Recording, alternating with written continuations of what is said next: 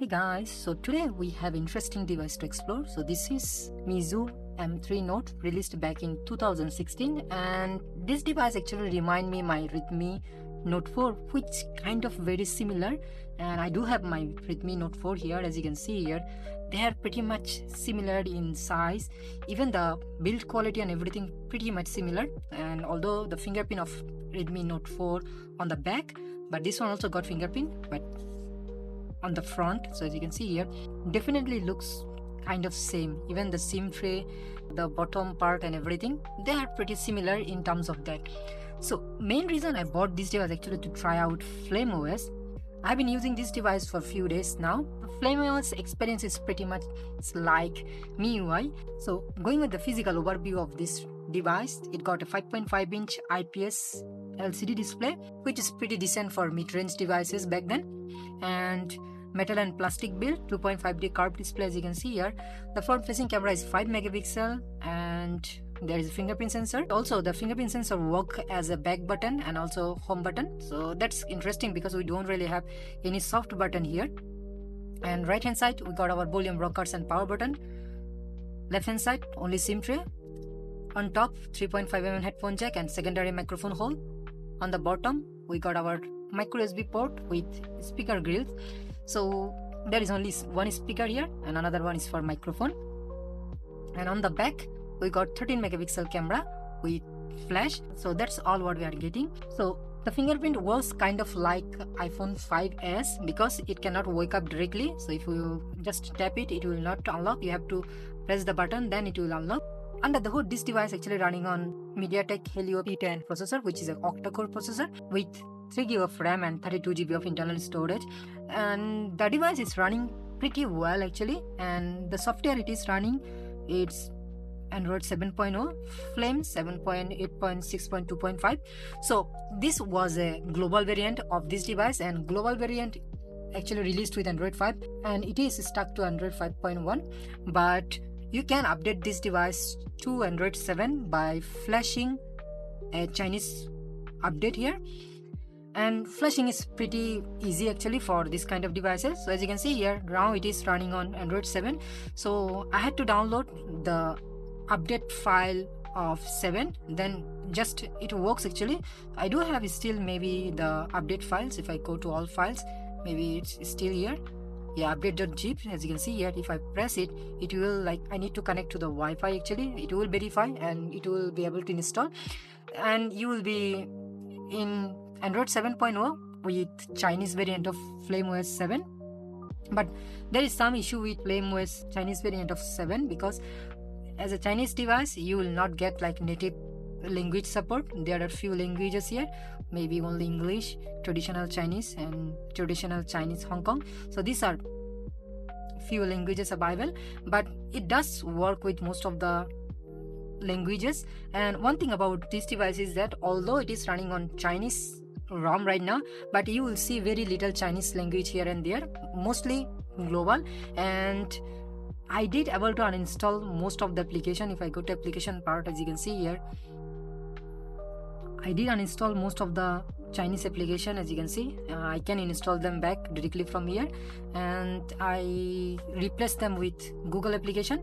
And if you want to install Google application on your Chinese device, it's also pretty simple. You have to download an application called GMS installer. You can directly download it and install the G apps, and all of them are working perfectly fine on Android 7. Even YouTube, Play Store and everything working perfectly fine. Now coming to the performance of this device, so it is running on Helio P20. Helio P20 was a really good budget chip back then. Actually, it is much better than Snapdragon 625, and it is pretty similar to Snapdragon 650. So the processor is really good, but it heats up pretty fast, and even now also it's heat up pretty fast. And also the battery sucks on this device. Although it got 4100 mAh battery, but the battery backup is not really good. In terms of usability, as it is running on Android 7, most of the application is still working. As you can see here, YouTube, they work flawlessly. So as you can see here, it is taking time, but it is working.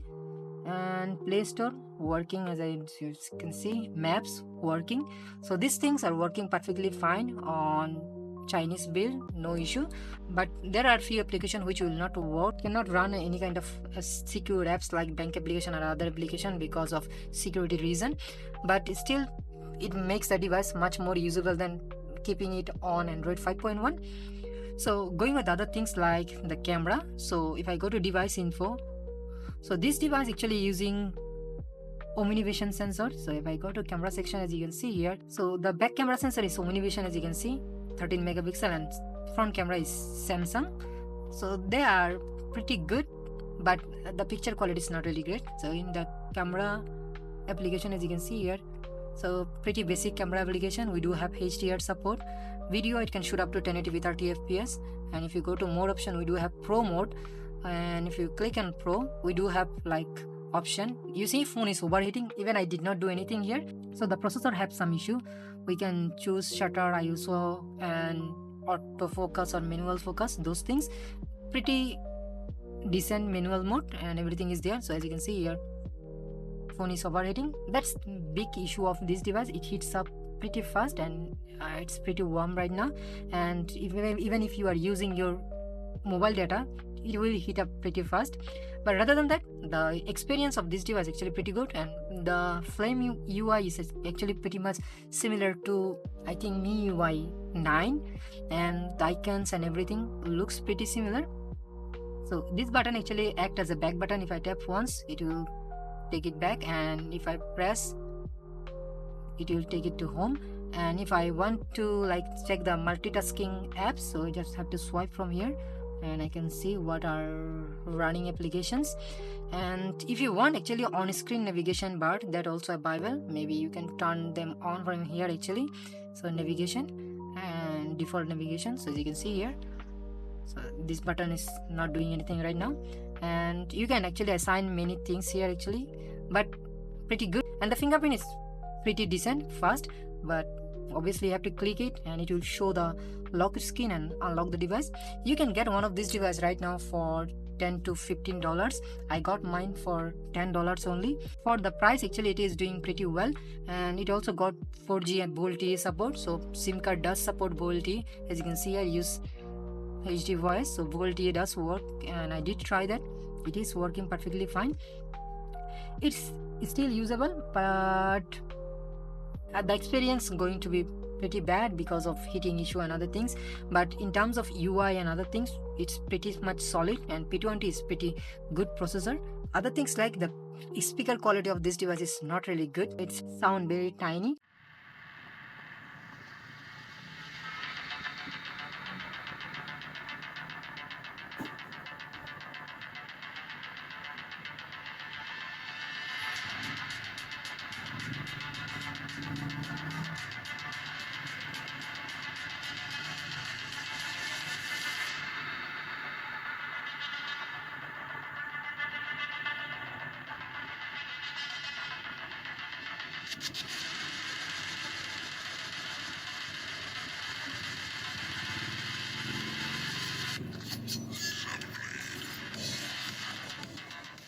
Rather than that, pretty much usable device, and still working pretty fine. Obviously, if you have one of this device right now, and if you are using as a dumb phone, if it is running on Android 5.1, keep it on Android 5.1. But if you are using regularly, I think it's better to update it to Android 7.0. But you have to like do it manually, and there is risk involved. Sometimes it might break your device because you are doing unofficial thing. But one thing which actually good is that you can do it pretty easily. Just download the firmware, tap on update, it will update the device to Android 7.0. Obviously it's going to erase your storage, but still it's better than Android 5.1. And also, although it is running on beta, there is no stable version of the ROM, but it's pretty solid actually. The performance pretty solid, works everything, and you can still install GApps here. And in terms of gaming, it's pretty decent. Many titles you can still play, like Subway Surfer, Temple Run 2, Asphalt 8. This kind of games, offline games, you can still play. And social apps like WhatsApp, Line, all those things are still working here on this ROM. I did try them. So perfectly usable device, and I just wanted to try FlameOS, and I did actually install FlameOS on my other devices as a custom ROM, not natively like this. They performed pretty bad, so that's why I just want to try out FlameOS, and it's pretty much similar to MIUI. So as you can see here, all application and everything. So that's all about this device. Certainly this device looks pretty good and pretty sturdy too. So that's all about it. Thank you very much for watching, and I will see you in the next one.